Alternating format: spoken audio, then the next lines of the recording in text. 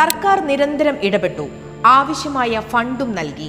എന്നാൽ പഞ്ചായത്ത് ഭരണസമിതി തിരിഞ്ഞു നോക്കിയില്ല. കാടാച്ചിറ പ്രാഥമിക ആരോഗ്യ കേന്ദ്രം നിർമ്മാണത്തിന് 5 വർഷമായി അനക്കമില്ല.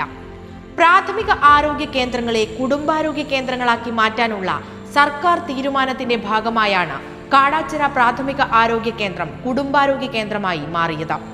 പഞ്ചായത്ത് ഒരു ഡോക്ടറെയും ഒരു ഫാർമസിസ്റ്റിനെയും നിയമിച്ച് ശമ്പളം കൊടുക്കാമെന്ന വ്യവസ്ഥയിലാണ് ഇത്.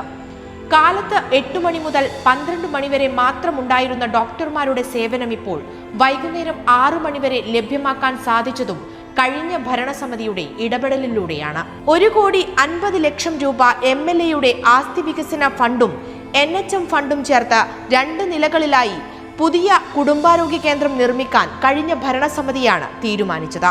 2020 സെപ്റ്റംബർ മാസം 7-ാം തീയതി പദ്ധതികളുടെ ഉദ്ഘാടനവും കുടുംബാരോഗ്യ കേന്ദ്രത്തിന്റെ കെട്ടിട നിർമ്മാണ പ്രവൃത്തി ഉദ്ഘാടനവും നടത്തിയെങ്കിലും UDF ഭരണസമിതിയുടെ കെടുകാര്യസ്ഥത കാരണം 5 വർഷം പൂർത്തിയായിട്ടും ഒരു നില പോലും പൂർത്തീകരിക്കാൻ കഴിഞ്ഞില്ല.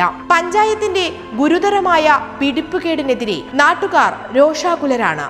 പാലിയേറ്റീവ് രോഗികൾക്ക് വേണ്ടി ഒരു വർഷം 16 ലക്ഷം രൂപയുടെ ഉപകരണങ്ങളും സാധനങ്ങളും കഴിഞ്ഞ LDF വിതരണം ചെയ്തിരുന്നു.